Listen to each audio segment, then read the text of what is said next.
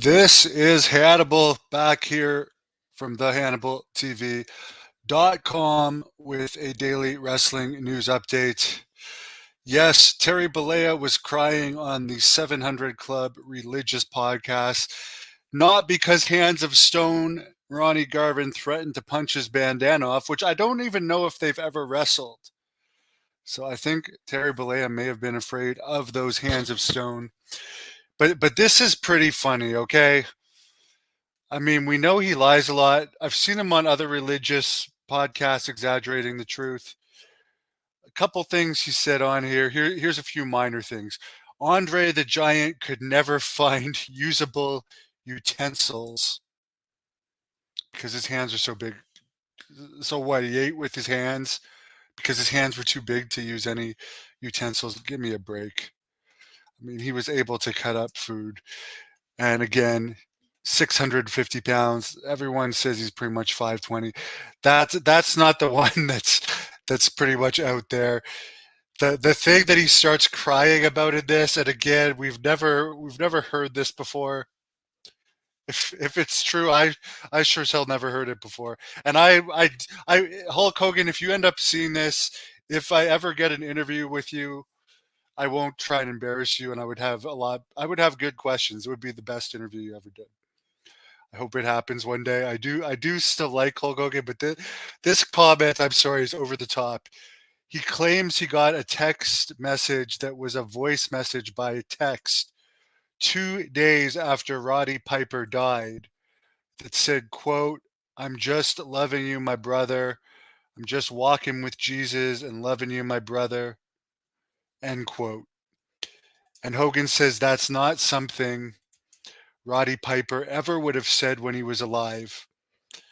And he believes what was insinuated that Roddy Piper sent this voicemail, which, by the way, he didn't play 2 days after he died. So he told this story on a religious podcast.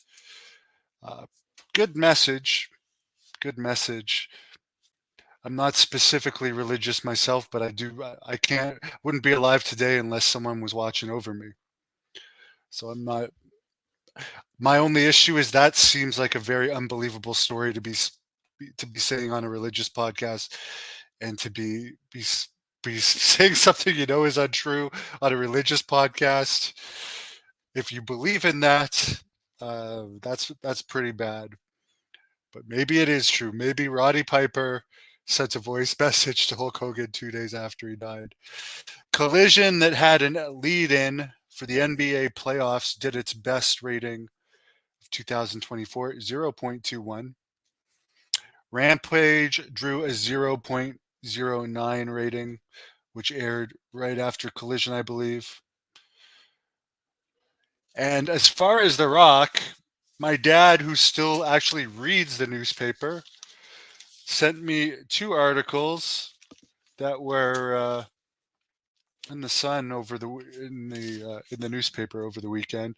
One, and again, The Rock is one of the most famous people in the world, is about how he became a heel and led to a resurgence in WWE's popularity,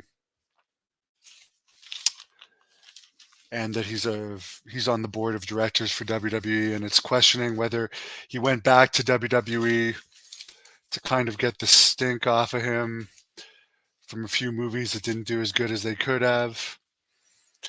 And it also brings up that he's on the board of directors now. That probably has a lot to do with it as well. And by the way, I was talking, I am back doing my regular job, which is at a gym. And guess what people ask about me when they ask about wrestling? They come to me and they say, "Hey, I hear The Rock is back." So SmackDown last Friday did its lowest rating of uh, of 2024. I wonder what the Raw rating was. Let me just look that up. Did it come out that the Raw rating was 0.55? So the Raw rating uh, actually didn't do too bad for that episode. Um, I don't know if Cody Rhodes is the SmackDown guy, so obviously Cody Rhodes didn't do as good as the Raw. But here's the other Rock newspaper article. It's about he's publicly saying he's not going to support President Biden in this next election. We know Donald Trump is close with WWE and Dana White and all them who are involved with TKO, and he is in the WWE Hall of Fame. He also says in this, well, he's not saying he's actually going to run for president. He said he was approached by both parties to run for president for this time, but for this fall. But he has young kids that he's looking after. He was also approached in 2017. So again, there you go.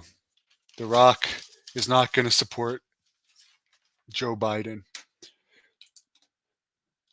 Someone says Hulk Hogan was also. Yeah, you know what? That's a very good point. Hulk Hogan was, I believe, at a football game in a Scientology suite that Tom Cruise was also in not too long ago.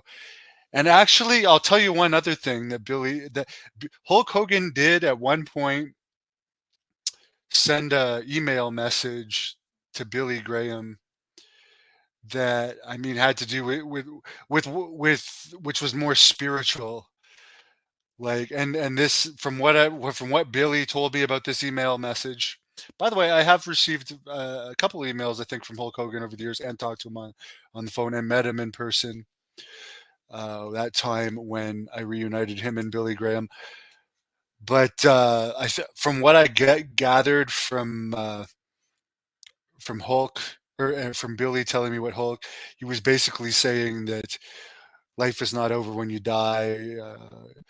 When it's just what your spirit's using at the time. It's like a car. It's like we use a car to drive around till the car dies, and we find something else.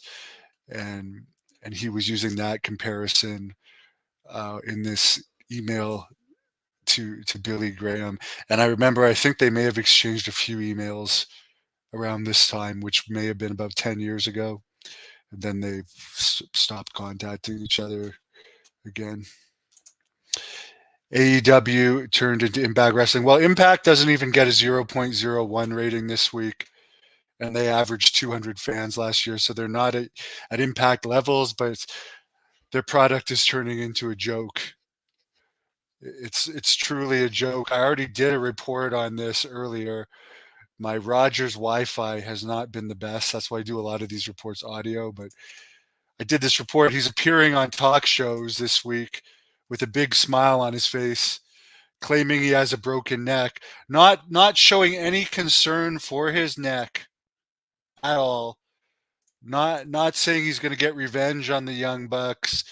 Not saying I don't know how my health is going to be. He's talking about auctioning off his neck brace for charity, smiling away, talking about how exciting times it is for AEW. And to me, for people that see that aren't wrestling fans, it makes wrestling fans look stupid. And there are wrestling fans of all different intelligence. I certainly don't claim to have a PhD, but people look this and say, "Oh, this is so fake. He's not even selling this. How can people watch this crap?"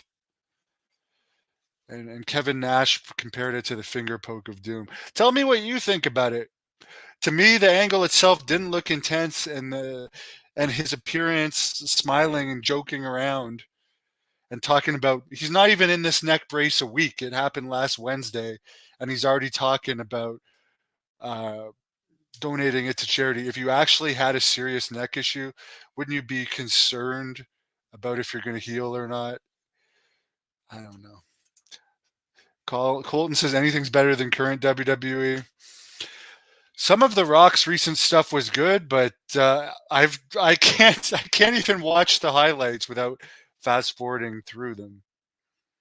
So I do like a bunch of the people in WWE, and once they go to Netflix, I will watch more WWE. But I would never. Nothing entices me to buy the network. I tried the network for 3 or 4 months last year, and I couldn't take watching the product. That's legit. I like wrestling. I watch wrestling shoot interviews and old wrestling videos literally all day. I'm working, and while I'm waiting for stuff to upload and stuff, I'm watching wrestling stuff. So I'm still a huge wrestling fan. I work in wrestling. I'm involved in the wrestling business. So it's not like I don't like wrestling. If there was some type of product that I liked out there, I would watch it. That's why I'm hoping that Vince McMahon starts something new. Roddy's last tweet said he was going to expose the Hulkster. Well, that's interesting. It wouldn't surprise me. It would not surprise me. Let me just look that up. Roddy Piper's last tweet. Let's see if that's true.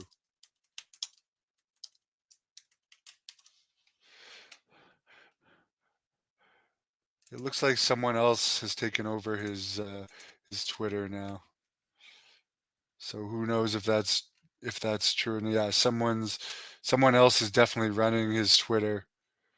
So it's hard to confirm that, but that Roddy is voice messaging Hogan 2 days after he died, and Hulk Hogan is if he's knowingly lying about this on a religious podcast where he's also talking about Jesus Christ, that is just really bad in my opinion.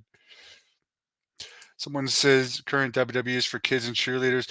The median age of WWE is not kids, though. I know guys like Logan Paul are bringing the audience level down, but it's mostly old fans that were fans during the 80s and Attitude Era that still watch. Obviously, there's some kids, but let's look that up. And I'm sorry. Median.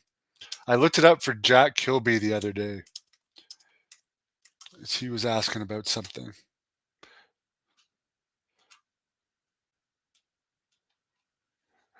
WWE fans are getting older.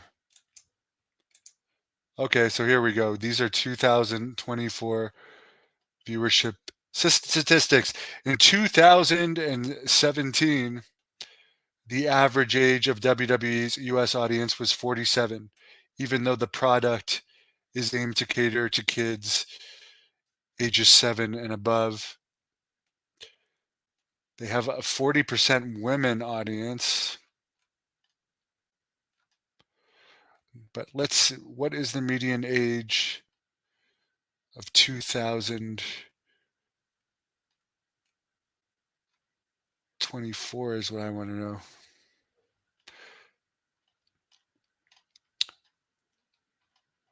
I'm sorry, guys. I will look it up for the next news because all I'm seeing is in 2017, it was 47,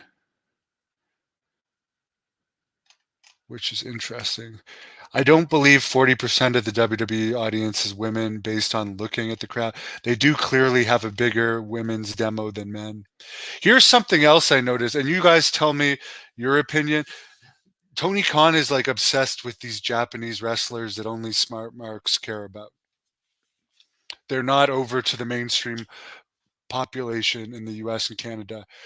The the Winnipeg Dynamite tomorrow has like 3,600 pre-sold with Chris Jericho against Shibata in the main event.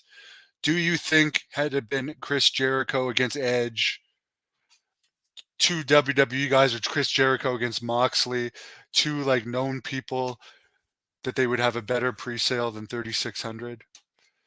Because I know the Japanese wrestlers are Tony Khan's taste. I trained with Shibata for a week in LA in 2019. I like him. He had a good match with Brian Danielson in Ottawa, which had, from what I was told, right around 3,000 fans, and we're a population of over a million city. Keep in mind, the first Great North Wrestling match in Ottawa had 4,000 fans. The first Great North Wrestling match in Ottawa at the Civic Center actually outdrew the first Collision taping in Ottawa, where, by the way, they advertised Chris Jericho and he didn't show up. Anyways, someone finds Dominic Mysterio's calling of the what's her name, mommy cringy. Someone says without The Rock, WWE is rubbish. You'd have to have a high pain tolerance to watch WWE.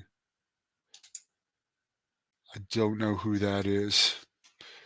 Makitoa. Colton Grundy says wrestling just isn't the same. Yes, I know Tony is doing a publicity tour for the NFL draft, but nobody is looking at him with this stupid shit-eating grin on his face.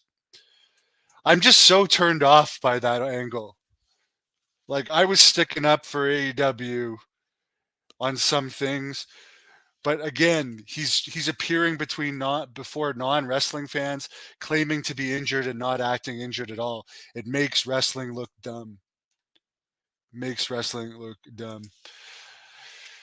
Yeah, WWE. I mean, once LA Knight didn't beat Roman Reigns, really, there's nothing left, and I like LA Knight, but I mean, who knows how long Cody Rhodes' run is going to last if ratings continue to drop for SmackDown. Jack Kilby says GNW provides that old school style action. All I can say is when I return to the ring, June 29th in Napanee, Ontario, it's not going to be. You're not going to see anything that looks as phony as what Tony Khan and the Young Bucks did. It's going to be violent. It's going to be hard hitting.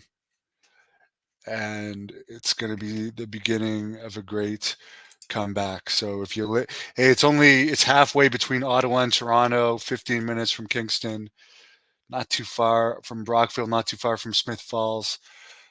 Ticketweb.ca has the tickets. Angel Medina, Paul Roma, who just had his 65th birthday, is going to be there.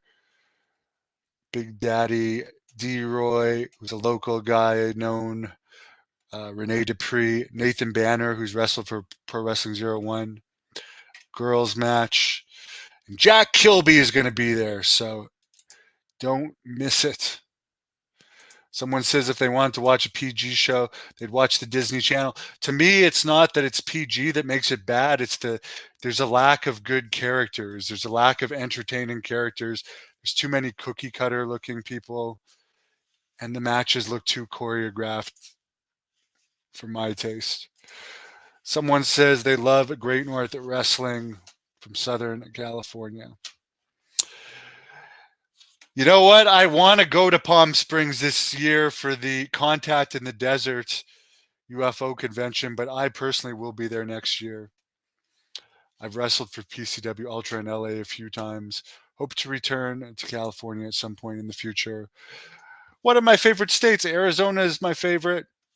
And I got to give a shout out to New Jersey because they seem to really like me in New Jersey. I got a lot of fans there. And Jack Kilby himself says, thank you, Colton. I know Jack has some thoughts about taking Great North Wrestling other places. I personally would love to see Great North Wrestling in Texas. Thank you for watching the Hannibal TV. Please help me out and like this video, then click the subscribe and get notifications buttons so you don't miss any of my latest shoot interviews, match videos, or news updates.